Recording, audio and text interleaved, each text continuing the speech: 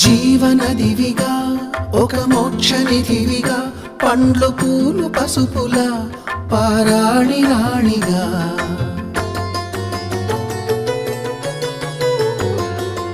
శివుని జటలనే తన నాట్య చతులుగా జలకమాడు సతులకు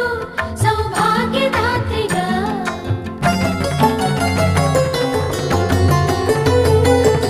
గండాలను పాపాలను కడివేయగా ముక్తి నదిని మూడు మునకలే చాలుగా